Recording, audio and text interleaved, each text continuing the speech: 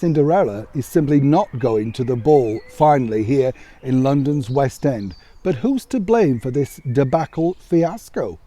Hi, good morning, Neil Sean here in the heart of London. If like me you like to go to the theatre when you can afford it, then of course it's a spectacular night out. We all love the big shows, don't we?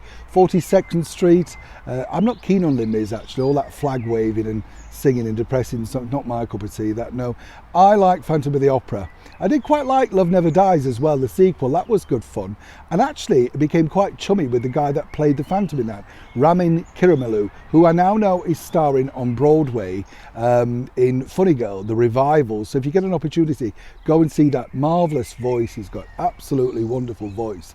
But of course they're all big shows, aren't they, that if we can afford we'd all like to go and see, Sometimes though, my advice would be if you're coming to London, go to some of the lesser shows because they put more effort in, and of course you don't get ripped off with the seats. But I'll do a video about that very soon for you, about how you could possibly get free tickets and sample tickets and see shows for a fraction of the cost that you could be paying at that box office, normally manned by some surly person who really looks down your nose when you say, how much are these tickets? You know what I mean, don't you?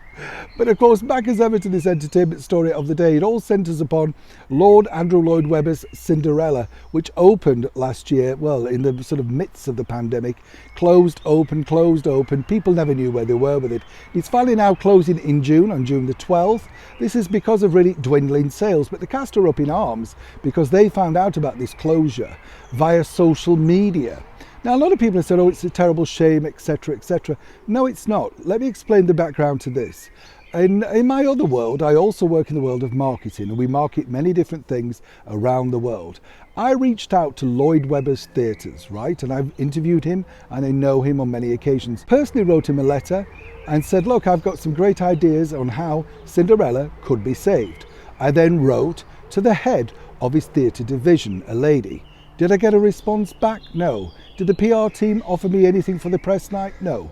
Now, this is not me being bitter. It's basically saying it's their own fault. They just had the wrong team at the wrong time. And people really didn't want to spend a lot of money on a brand new musical that they were unsure about.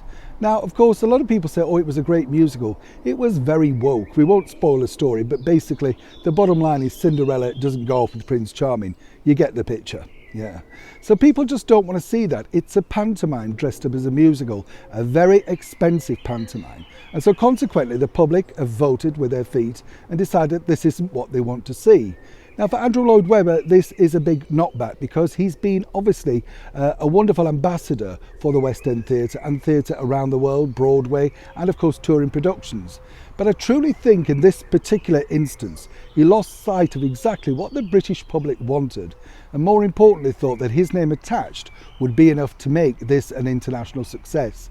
Now, you could blame the pandemic, you could blame the performers, and you could blame the fact that people are simply not returning to theatre because of, whatever reasons. I would say ticket prices and the cost of living, plus the fact they simply do not want to take a risk on a musical that hasn't been that well received so far.